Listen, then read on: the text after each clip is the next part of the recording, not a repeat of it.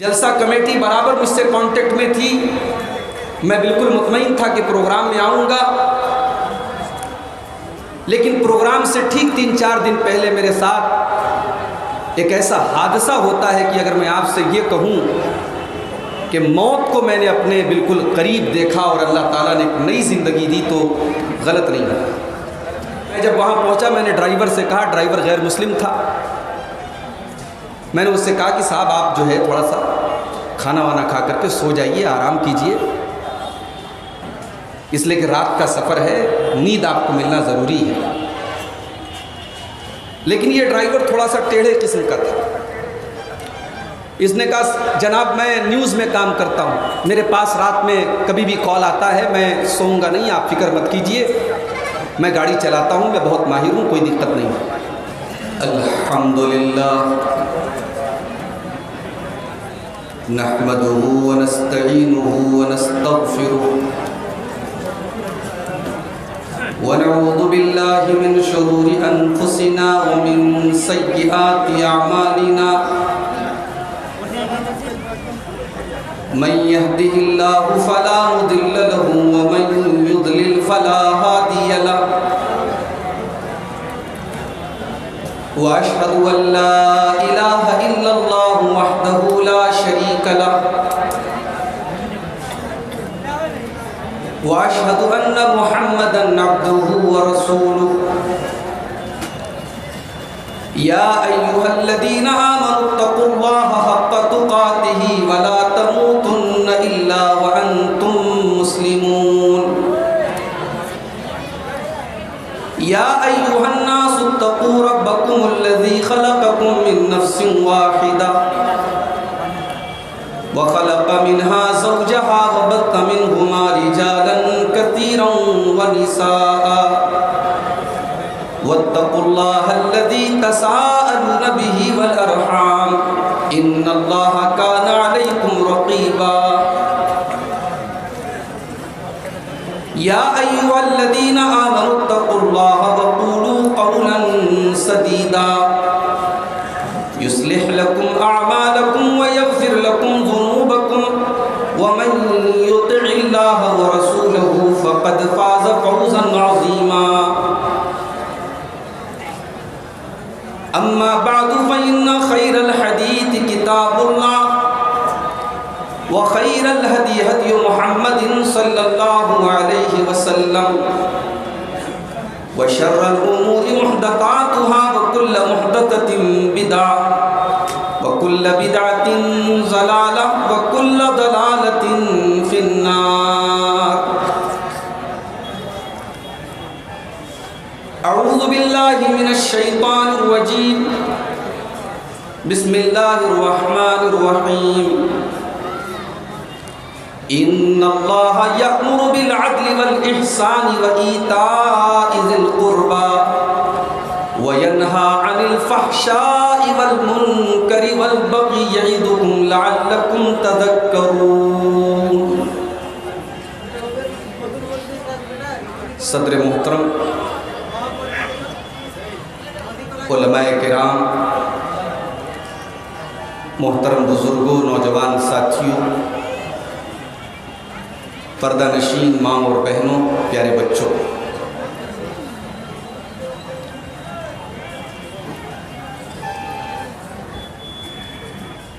برہیٹ کا یہ پروگرام جو پورے علاقے کا سب سے شاندار پروگرام ہوتا ہے، اس سال یہ پروگرام اس لیے بھی بہت خاص تھا کہ ہمارے اس جامعہ کا، اس مدرسے کا یہ 100 سالہ جشن بھی تھا اس پروگرام کے اندر، اور جھارکھنڈ ہی نہیں پورے ہندوستان کے جماعت اہل حدیث کے تمام معتبر علماء اور خطبہ کو اس اسٹیج نے اکٹھا کیا، اور کل سے آپ لگاتار علماء کی تقاریر اور ان کے بیانات سماعت فرما رہے ہیں۔ مجھے اس جلسے کے لیے پچھلے ہی سال دعوت مل چکی تھی، اور میں بہت مطمئن تھا کہ میں آرام سے اس پروگرام میں دونوں دن شرکت کروں گا. اگر دونوں دن مشکل رہا تو ایک دن میں شرکت کروں گا.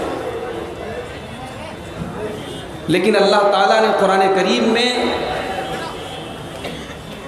جو یہ فرمایا کہ وما تدری نفس ماذا تکسب غدا، کوئی نہیں جانتا کہ کل اس کے ساتھ کیا ہونے والا ہے. جلسہ کمیٹی برابر مجھ سے کانٹیکٹ میں تھی. میں بالکل مطمئن تھا کہ پروگرام میں آؤں گا، لیکن پروگرام سے ٹھیک 3-4 دن پہلے میرے ساتھ ایک ایسا حادثہ ہوتا ہے کہ اگر میں آپ سے یہ کہوں کہ موت کو میں نے اپنے بالکل قریب دیکھا اور اللہ تعالیٰ نے ایک نئی زندگی دی تو غلط نہیں ہے. آپ میں سے بہت سارے لوگ جانتے ہوں گے میں ایک مدرسے میں ٹیچر بھی ہوں، اور چونکہ مدرسہ اور اتر پردیش گورنمنٹ کے انڈر میں چلنے والا مدرسہ، ظاہر ہے کہ اس کی ڈیوٹی کے اپنے تقاضے ہیں. میں آس پاس میں 100, 200, 300 کلومیٹر تک کا سفر بائی کار کرتا ہوں. رات میں پروگرام کر کے صبح میں مدرسے میں حاضری دیتا ہوں. یہ میرا معمول رہا ہے. 27 فروری کو میرا پروگرام بنارس سے تقریباً 350 کلومیٹر دور سدھارتھ نگر میں تھا، نیپال بارڈر کے قریب. مدرسے کی چھٹی 2 بجے ہوتی ہے. گاڑی سے کھانا وانا کھا کر کے نکلتے 3 بج گئے. پروگرام میں پہنچتے مجھے رات کے 10:30 بج گئے. مجھے یہ بھی پتا تھا کہ رات ہی میں مجھے واپس بھی نکلنا ہے، صبح پھر مدرسے میں ڈیوٹی دینا ہے. میں جب وہاں پہنچا میں نے ڈرائیور سے کہا، ڈرائیور غیر مسلم تھا. میں نے اس سے کہا کہ صاحب آپ جو ہے تھوڑا سا کھانا وانا کھا کر کے سو جائیے، آرام کیجئے، اس لیے کہ رات کا سفر ہے، نیند آپ کو ملنا ضروری ہے. لیکن یہ ڈرائیور تھوڑا سا ٹیڑھے قسم کا تھا. اس نے کہا جناب میں نیوز میں کام کرتا ہوں، میرے پاس رات میں کبھی بھی کال آتا ہے، میں سوؤں گا نہیں، آپ فکر مت کیجئے، میں گاڑی چلاتا ہوں، میں بہت ماہر ہوں، کوئی دقت نہیں ہے. وہاں تقریر میری ختم ہوئی 2 بجے. تقریر کے بعد چائے ناشتہ کرتے 2:30 بج گئے، اور ڈرائیور 1 منٹ کے لیے بھی سویا نہیں تھا. اب جب ہم لوگ وہاں سے نکلے، اتفاق سے کوہرے کا موسم بھی تھا وہاں پہ، چونکہ نیپال کا علاقہ قریب کا علاقہ تھا، کوہرے کا موسم بھی تھا. اور یہ گاڑی بہت بے حساب چلا رہا تھا، اور میری عادت ہے میں ہمیشہ ڈرائیور کے بغل والی سیٹ پر بیٹھتا ہوں. اللہ کی قدرت دیکھیے، ابھی کچھ ہی دنوں پہلے جب ہمارے بڑے عزیز دوست اور آپ کے اس برہیٹ کے جلسے میں کئی بار وہ شرکت بھی میرے خیال سے کر چکے ہیں، شیخ عبدالرحمن سلفی صاحب رحمۃ اللہ علیہ کا جب حادثہ ان کے ساتھ ہوا، اس کے بعد سے میں جب بھی کار میں بیٹھتا ہوں سیٹ بیلٹ لگا لیتا ہوں. میں اپنے نوجوانوں سے بھی کہنا چاہوں گا کہ آپ کو جتنا بھی بھروسہ ہو ڈرائیونگ پر، ڈرائیور کے اوپر، اور گاڑی آپ کی جتنی بھی بہترین ہو، آپ جب بائک چلائیں تو ہیلمٹ ضرور لگائیں، کار میں بیٹھے تو سیٹ بیلٹ ضرور لگائیں. اس لیے نہیں کہ پولیس والا آپ کی چالان کاٹ لے گا اگر آپ نے ایسا نہیں کیا، اس لیے کہ اس میں سیفٹی آپ کی ہے. میں نے سیٹ بیلٹ لگایا. ڈرائیور نے کہا بھی کہ ضرورت نہیں ہے، آپ سیٹ بیلٹ مت لگائیے، صرف اس کو پیچھے سے لے جا کے اس میں ڈال دیجئے، الارم بجنا بند ہو جائے گا، کوئی ضرورت نہیں ہے. میں نے کہا نہیں، میں اپنی سیفٹی کا کام کروں گا. میں نے سیٹ بیلٹ لگایا. ڈیزائر گاڑی تھی، میں ڈرائیور کے بغل میں بیٹھا تھا. کوہرے کا موسم ہے، گاڑی دھیرے دھیرے چل رہی ہے. جب ہم لوگ وہاں سے تقریباً 150 کلومیٹر کا سفر ہم لوگوں نے طے کر لیا اور موسم اب کلیئر ہو گیا، تو ڈرائیور بہت تیزی سے گاڑی چلانے لگا، اور میں ڈرائیور کے بغل میں بیٹھا ہوں. مجھے بہت تیز نیند آ رہی ہے، میں سو بھی رہا ہوں. حالانکہ اصولاً یہ بات غلط ہے، ڈرائیور کے بغل میں بیٹھنے والے کو سونا نہیں چاہیے، لیکن میری مجبوری تھی، تھکا ہارا تھا، تقریر کر کے آیا تھا، میں سو رہا تھا. تقریباً صبح کے 5:30 بجے اس ڈرائیور نے نیند کے عالم میں سڑک پر کھڑی ایک ٹرک میں لے جا کر کے پوری اسپیڈ میں گاڑی کو ٹھوک دیا. اور جیسے ہی گاڑی لڑی ہے ٹرک میں تو سو رہا تھا. گاڑی کے اندر ایک ایئر بیگ کا سسٹم ہوتا ہے. اب جتنی نئی گاڑیاں آ رہی سب کے اندر ایئر بیگ کا سسٹم ہوتا ہے. ایئر بیگ کا مقصد یہ ہوتا ہے کہ سامنے بیٹھنے والا، چاہے وہ ڈرائیور ہو چاہے اس کے بغل والا ہو، اگر حادثہ ہو تو اس کی باڈی پر نقصان نہ ہو۔ وہ ایک غبارہ ٹائپ کا سامنے آ جاتا ہے جو انسان کو نقصان سے بچاتا ہے۔ میری نیند کھلی، ایک زوردار دھماکہ ہوا اور ایک عجیب سی مہک میری ناک میں محسوس ہوئی، اور میں نے دیکھا کہ گاڑی کی یہ حالت ہے۔ لیکن میں نے یہ بھی دیکھا کہ میں الحمدللہ سیف ہوں، میرے بدن پر کوئی چوٹ نہیں۔ اور میرے پیچھے میرے مدرسے کے ایک ٹیچر جن کو میں ساتھ میں لے کے گیا تھا، وہ ان کے سر سے خون بہہ رہا ہے، چہرے سے خون بہہ رہا ہے، اور وہ اس طریقے سے سیٹ پر پیچھے پڑے ہوئے ہیں، ایسا لگ رہا تھا کہ وہ اب اس دنیا میں نہیں۔ واللہ بتا رہا ہوں میرے بھائیوں، میرے ہاتھ پیر کانپ رہے تھے، آنکھوں سے آنسو جاری تھے کہ یہ کیا ہو گیا۔ اور اس بات کا بھی ڈر ہے چونکہ CNG کار تھی، گاڑی دھماکہ نہ ہو جائے، گاڑی جل نہ جائے، اس بات کی بھی فکر تھی کہ جلدی سے گاڑی سے کیسے نکلوں۔ ڈرائیور الگ چوٹل پڑا ہے، میں اندر سے گیٹ کھول رہا ہوں، گیٹ کھل نہیں رہا ہے، بڑی مشکل سے بہرحال گاڑی سے میں باہر نکلا۔ اور مجھے اس بات کی فکر لگی تھی کہ یہ میرے ساتھی جو ان کا کیا ہوگا۔ میں نے پانی ان کے چہرے پر ڈالا، تھوڑی دیر کے بعد ان کو ہوش آیا تو مجھے تھوڑا اطمینان ہوا کہ یہ بے ہوش ہوئے، ان کا انتقال نہیں ہوا۔ گاڑی کی میں نے تصویر لی، موبائل میں میرے چارجنگ کم تھی، 3-4 تصویریں میں نے لی، اپنے بھائی کو، چھوٹے بھائی کو میں نے تصویریں بھیجی، اس کے بعد میرا موبائل بند ہو گیا۔ میرا بھائی بھی پریشان ہے کہ یہ تصویر کس گاڑی کی ہے، اور اگر یہ میرے ساتھ حادثہ ہوا ہے تو میں تصویر کیسے لے رہا ہوں۔ بہرحال اس کے بعد دوسری گاڑی آئی اور اپنے ساتھی کو لے کر میں بنارس پہنچا، اور ان کا ٹریٹمنٹ ہوا، اللہ کا شکر ہے وہ بھی کسی خطرے میں نہیں ہیں، CT اسکین وغیرہ ہوا، وہ ٹھیک ہیں۔ مجھے بظاہر کوئی چوٹ نہیں آئی، البتہ تھوڑا سا سینے میں اور پیٹھ میں درد ابھی بھی محسوس ہو رہا ہے۔ اب ہو سکتا ہے کل پرسوں میں اس کو ایکس رے وغیرہ کراؤں، کیونکہ ڈاکٹر نے کہا تھا بظاہر تو کوئی خطرے کی بات نہیں ہے، اگر درد رہے گا تو آپ ایکس رے کرا لیجیے گا۔ گاڑی کی جو تصویر تھی لوگوں نے دیکھ کر کے تو یہی سمجھا کہ یہ غلط بات ہے کہ مولانا عبدالغفار صاحب سیف ہے، یہ چھپایا جا رہا ہے، وہ اگر زندہ بھی ہے تو بہت زخمی ہوں۔ اور میں دوسرے دن تقریر کرنے آ رہا ہوں آپ کے یہاں، میرے گھر میرے رشتہ دار مجھے دیکھنے کے لیے آ رہے ہیں، اور ان کو جب یہ پتہ لگ رہا ہے کہ میں جھارکھنڈ کا سفر کر رہا ہوں تو وہ ماتھا پکڑ کے بیٹھنے کہ صاحب یہ تو عجیب آدمی ہے۔ اور میں، ہمارے ہاشم صاحب، ہمارے شیخ فیضی صاحب، ہمارے دوست محسن صاحب، ان سب لوگوں کا برابر فون آ رہا ہے کہ صاحب آپ کو برہیٹ میں آنا ہے، 100 سال کا پروگرام ہے، عوام اور علاقہ بہت آپ کو چاہتا ہے، آپ کو آنا ہے۔ بس اللہ تعالیٰ کی توفیق تھی، میں بنارس سے دوپہر میں 2 بجے ٹرین پکڑ کے آپ کے درمیان یہاں برہروا اترا ہوں رات میں 2 بجے، اور اب میں آپ کے سامنے حاضر ہوں۔ یقیناً یہ اللہ کی توفیق ہے، ورنہ اتنے بڑے حادثے کے بعد پاسبل نہیں تھا کہ میں آپ کے سامنے حاضر ہوتا۔ اللہ تعالیٰ کو آپ کے اس مجمع میں مجھے شرکت کرنے کے لیے زندہ رکھنا تھا، اور اللہ کو مجھے یہ توفیق دینا تھا، اور میں سمجھتا ہوں کہ یہ آپ سب کی دعائیں ہیں۔ کتنے لوگ فون کر کے رو رہے تھے۔ بھی میں لکھنؤ گیا تھا، اس کے اگلے دن لکھنؤ میں ایک صاحب نے مجھے دیکھتے ہی میری پیشانی کو چوم لیا، رونے لگے، بولے مولانا ہم نے تو تصویر گاڑی کی دیکھ کر کے ہم نے تو سمجھ لیا کہ بہت برا ہوا ہوگا، اور آپ کو صحت مند دیکھ کر کے ہمارا دل باغ باغ ہو گیا۔ ہمارے اندر کیا خاص بات ہے میرے بھائی؟ ہمارے اندر کوئی خاص بات نہیں ہے۔ یہ قرآن کی محبت ہے، یہ حدیث کی محبت ہے، یہ علم دین کی محبت ہے کہ ہزاروں لاکھوں لوگ دعاؤں میں یاد رکھتے ہیں، اور ہم لوگ جب سفر پہ نکلتے ہیں تو جان ہتھیلی پر رہتی ہے۔ ابھی ہم برہروا سے یہاں تک آ رہے تھے، 20 کلومیٹر کا سفر تھا، اس میں بھی راستے میں اچانک ایک ٹوٹو والا آ گیا اور ڈرائیور نے اچانک گاڑی بریک ماری، میرا دل تو فوراً پھر دھک دھک کرنے لگا۔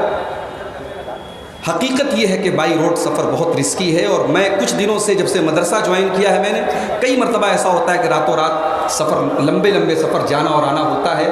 اب میری کوشش بھی رہے گی کہ اس طریقے کے سفر کم ہوں۔ آئیے اللہ سے ہم دعا کریں، اللہ تعالیٰ میری بھی اور تمام جتنے ہمارے علماء ہیں، دعات ہیں جو دعوت دین کا کام کر رہے، اللہ سب کی حفاظت فرمائے۔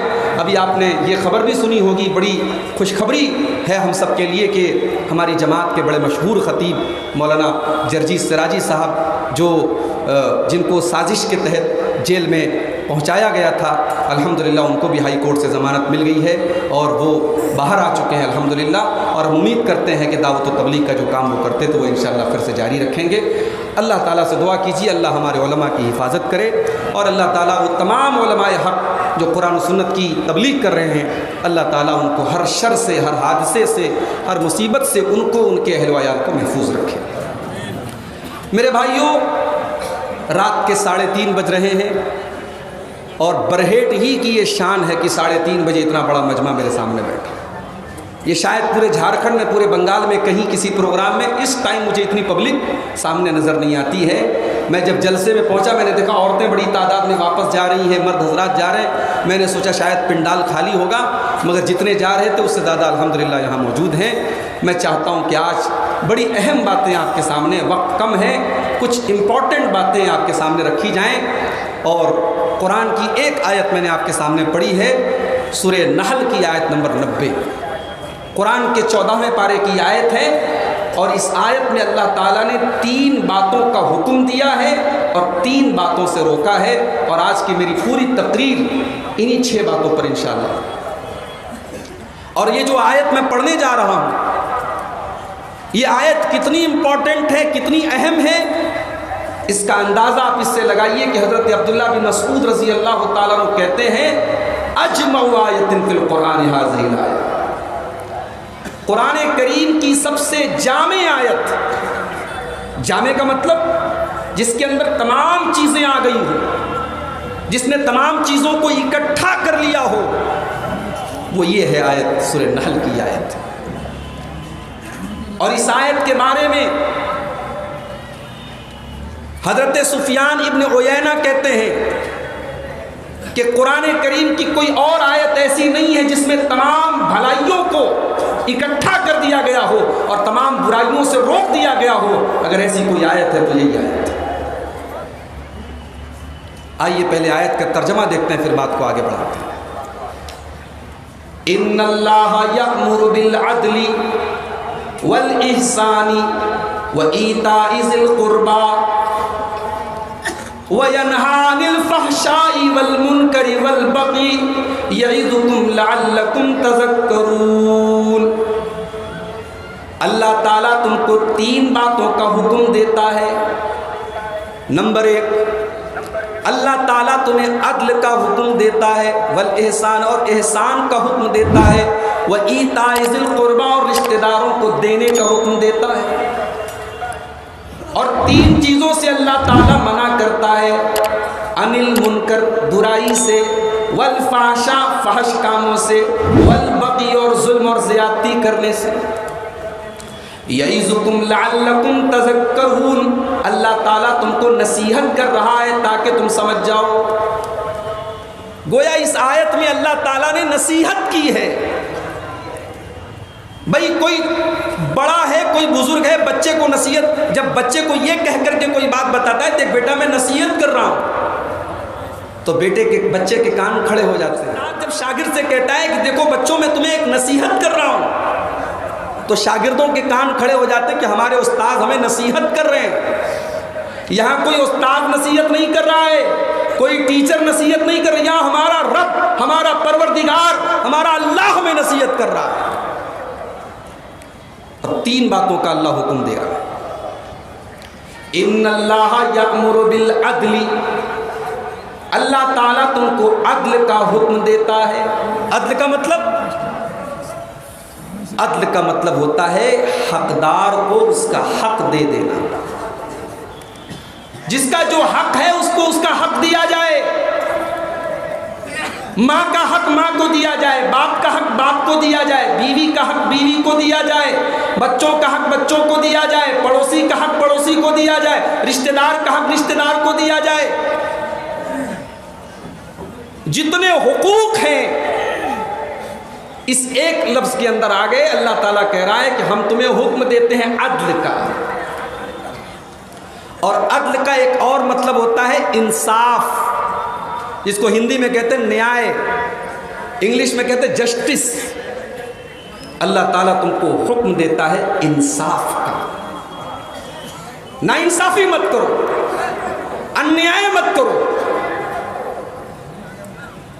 لوگ کہتے ہیں نا پیار میں اور جنگ میں سب جائز ہے۔ وہ کون لڑکا تھا جس نے اپنی محبوبہ کا قتل کر دیا تھا؟